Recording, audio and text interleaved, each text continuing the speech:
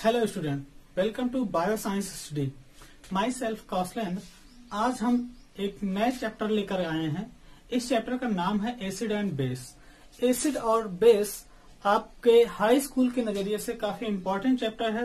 वैसे भी अगर जो स्टूडेंट हायर एजुकेशन में है उनको भी, यानी कि 10+2 में है, उनके लिए भी एसिड और बेस के बेसिक कॉन्सेप्ट को क्लियर करना बहुत ही जरूरी होता है, क्योंकि आप कहीं भी पढ़ते हैं तो एसिड और बेस के बारे में देखा जाए तो हाई स्कूल स्तर पर एक चैप्टर दिया गया है। बाकी आगे इसके बारे में आपको हर जगह पढ़ना तो रहेगा, लेकिन कोई ऐसे डिक्लेयर्ड चैप्टर आपको नहीं मिलेगा। इसलिए डिटेल में अपने कॉन्सेप्ट को क्लियर करने के लिए प्लीज पूरी वीडियो को आप अच्छे से देखिएगा।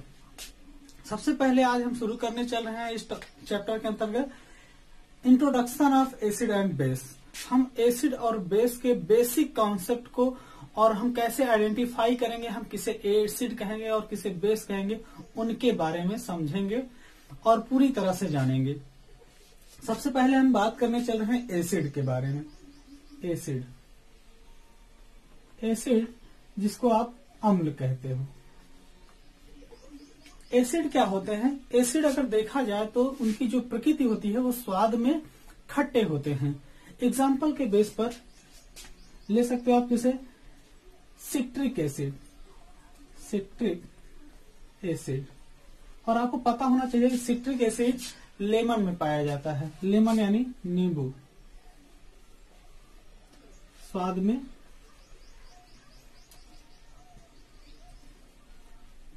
खट्टे।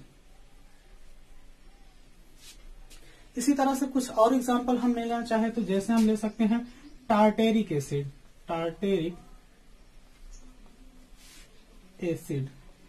टार्टेरिक एसिड जो होता है ये बच्चों पाया जाता है इमली में। इमली जिसको हम टेमारिंड कहते हैं, टेमारिंड। कुछ और एग्जाम्पल भी हैं, हम आगे इसके बारे में डिटेल में बात करने चल रहे हैं। अब बात करते हैं हम एसिड के क्लासिफिकेशन या टाइप्स ऑफ एसिड कितने होते हैं। तो अगर हम देखें कि एसिड कैसे हमें प्राप्त होते हैं, उसके आधार पर हम इनको दो कैटेगरी में हम इनको क्लासिफाई कर सकते हैं। एसिड को दो कैटेगरी में अगर आप क्लासिफाई करते हो तो सबसे पहला जो हमारी कैटेगरी प्राप्त होती है उसको हम कहते हैं नेचुरल एसिड यानी प्राकृतिक अम्ल।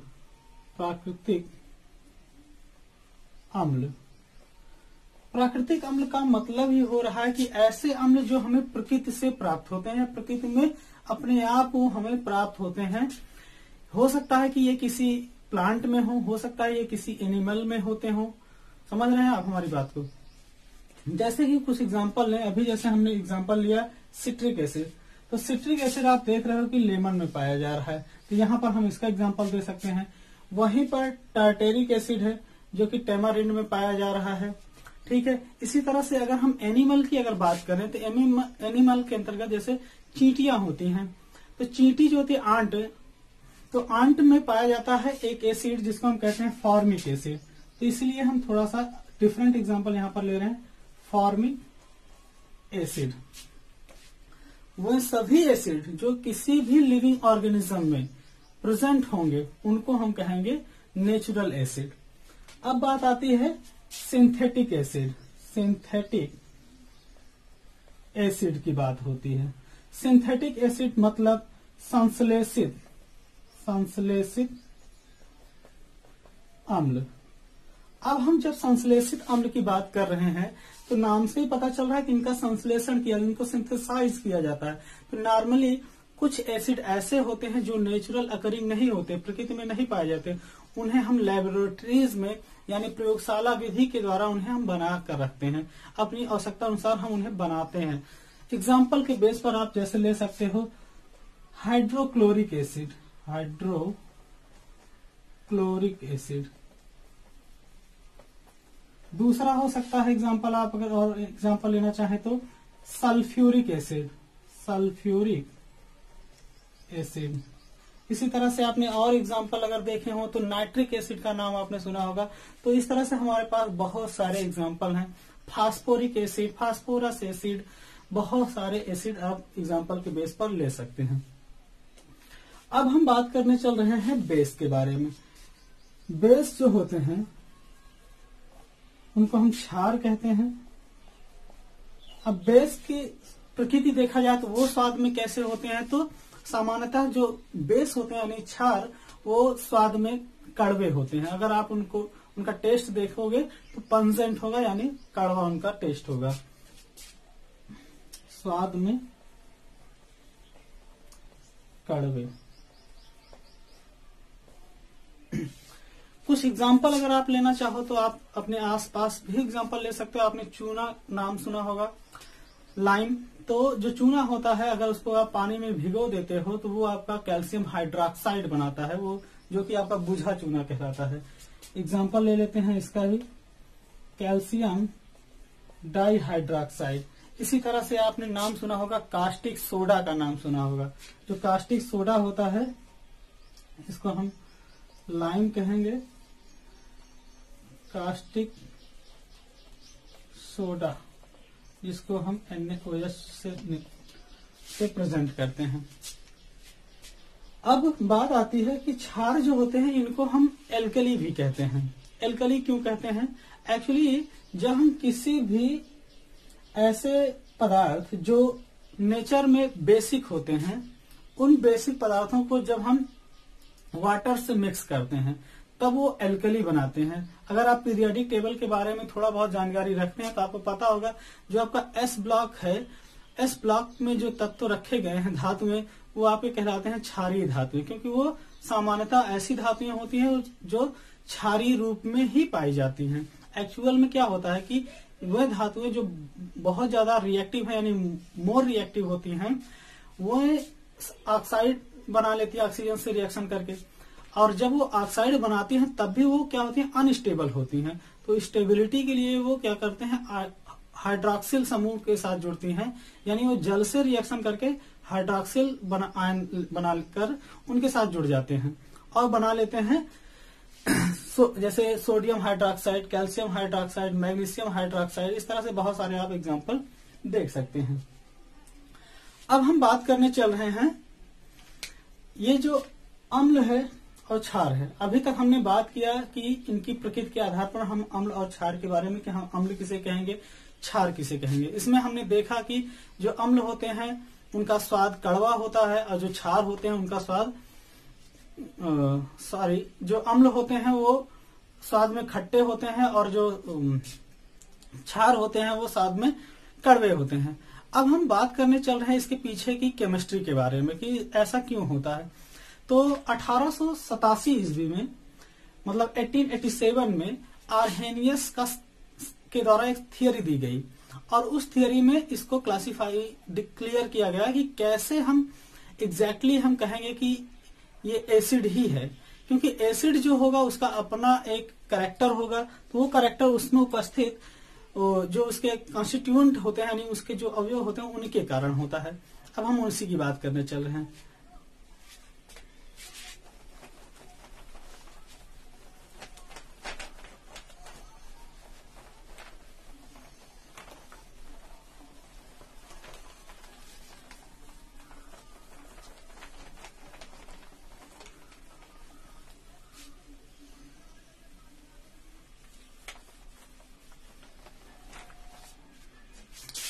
अब आर्हेनियस का जो थियरी है, यानी आर्हेनियस थियरी, ये 1887 में दिया गया था। आर्हेनियस थियरी 1887 में। अब देखें तो आर्हेनियस सिद्धांत के अनुसार ये कहा गया है कि अगर कोई पदार्थ अम्ल है तो अगर उसको हम एक्वस सॉल्यूशन में ले रहे हैं तो एक्वस सॉल्यूशन में उस अम्ल यानी एसिड डिसोसिएट हो जाएंगे उसके आयन, और जब वो डिसोसिएट होंगे तो वो हमेशा H+ आयन ही देंगे, मतलब हाइड्रोजन आयन देंगे। हाइड्रोजन आयन के अलावा कोई दूसरा आयन नहीं देंगे।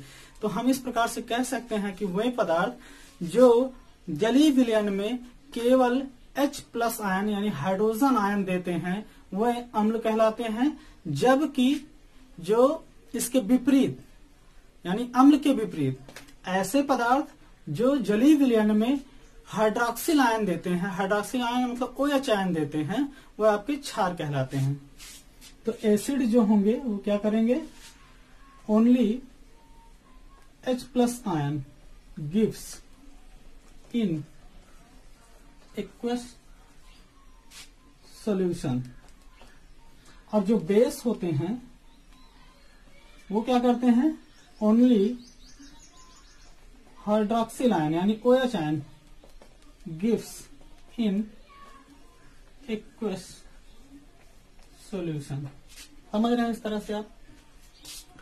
अब अलग अलग अम्ल की बात करें हम तो प्रत्येक अम्ल की एक अपनी कैपेसिटी होती है कि वो कितने H+ आयन देगा। इसी तरह से हर एक क्षार का अपना एक लिमिट होता है कि वो कितना हाइड्रोक्सिल आयन दे सकता है। उसके आधार पर हम उसको भी अलग अलग कैटेगरी में कैटेगराइज कर देते हैं। अब बात करते हैं हम सबसे पहले एसिड की। तो जब हम किसी अम्ल की बात कर रहे हैं तो अगर कोई अम्ल है जिसमें विस्थापन करने योग्य यानी प्रतिस्थापित करने योग्य H+ आयन की संख्या जो होती है उसको हम कहते हैं उस अम्ल की क्षारकता यानी बेसिसिटी ऑफ एसिड। समझ रहे हैं आप। तो अब हम बात करने चल रहे हैं बेसिसिटी ऑफ एसिड, अम्ल की क्षारकता। किसी भी अम्ल में उपस्थित प्रतिस्थापन योग्य हाइड्रोजन आयन की कुल संख्या उस अम्ल की क्या कहलाएगी, बेसिसिटी ऑफ एसिड यानी अम्ल की क्षारकता। सपोज जैसे हमने HCl लिया, HCl यानी हाइड्रोक्लोरिक एसिड, और इसकी बेसिसिटी अगर हम देखें, बेसिसिटी यानी अम्ल की क्षारकता, तो इसकी क्षारकता अगर इसको हम तोड़ेंगे तो इसमें से हमें एक H+ मिलेगा और एक Cl- मिलेगा।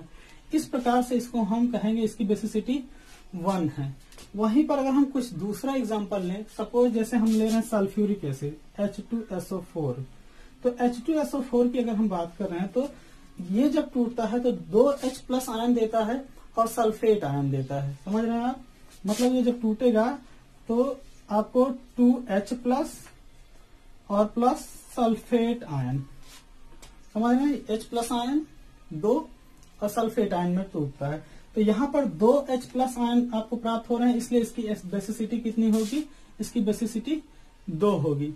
कुछ और अगर एग्जांपल हम लेना चाहें तो सपोज जैसे हम ले सकते हैं H3PO4, नाम सुना होगा आपने, शायद नहीं सुना है तो मैं आपको बता रहा हूं। इसका नाम होता है फास्फोरिक एसिड।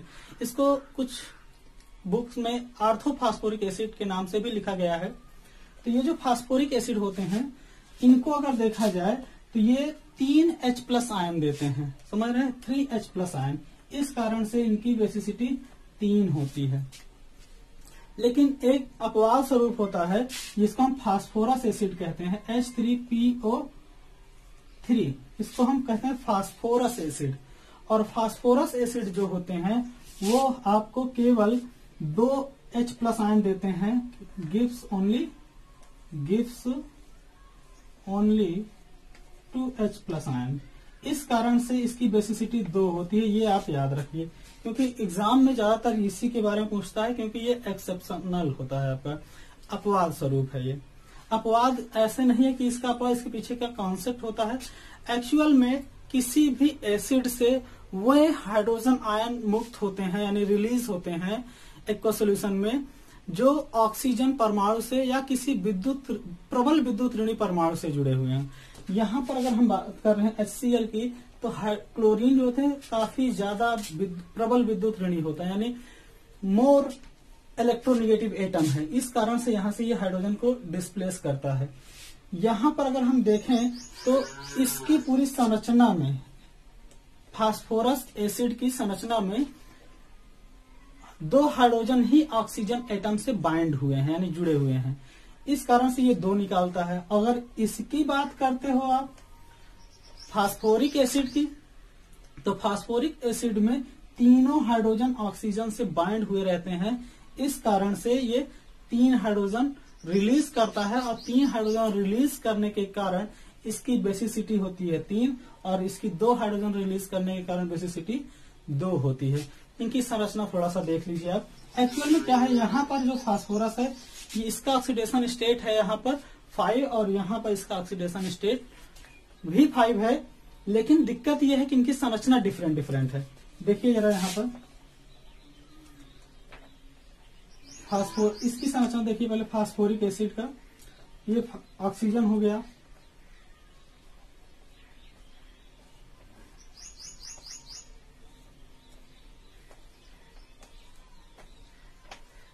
ये फास्फोरिक एसिड की संरचना है।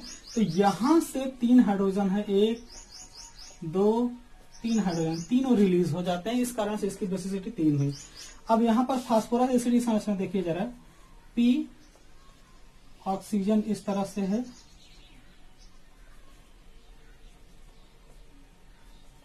ये इसकी संरचना हुई। यहां पर भी देख लीजिए इसकी ऑक्सीडेशन स्टेट 5 ही है, समझ रहे हैं आप। और ये 2 हाइड्रोजन रिलीज होते हैं जो ऑक्सीजन से बाइंड है, ये हाइड्रोजन रिलीज नहीं होता है। अब आपका कॉन्सेप्ट क्लियर हो चुका होगा।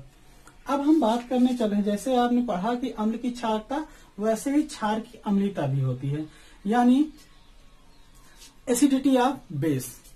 अब हम बात करने चल रहे हैं एसिडिटी ऑफ बेस के बारे में बात करते हैं। अब हम बात करने चल रहे हैं एसिडिटी ऑफ बेस के बारे में, यानी क्षारक की अम्लीयता। एसिडिटी ऑफ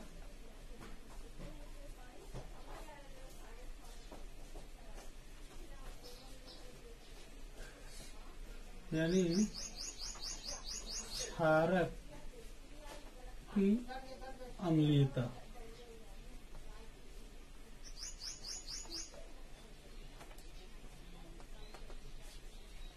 इसमें क्या होता है कि अगर हमारे पास कोई एक क्षार अणु है, कोई भी एक क्षार अणु है, तो उस क्षार अणु में उपस्थित प्रतिस्थापन के योग्य हाइड्रोक्सिल आयन की संख्या उस क्षार की क्षारक अम्लीयता कहलाती है, यानी एसिडिटी ऑफ बेस कहलाती है।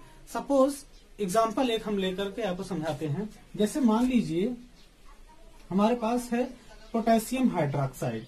पोटेशियम हाइड्रोक्साइड KOH इसका सूत्र होता है। अब जब इसको जलीय विलयन में आप तोड़ेंगे तो ये K+ और OH आयन में टूट जाएगा, यानी पोटेशियम हाइड्रोक्साइड में आप देख रहे हो कि एक आपका क्या है, हाइड्रोक्सिल आयन है। इस कारण से इसकी एसिडिटी ऑफ बेस कितना हुआ, यानी इस क्षारक की अम्लीयता कितनी हुई, 1 होगी।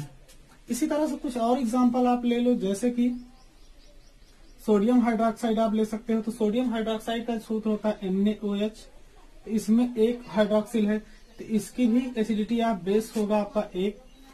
और कुछ उदाहरण लेते हैं, जैसे कि हम चूना ले लें, कैल्शियम हाइड्रोक्साइड, कैल्शियम डाइहाइड्रोक्साइड।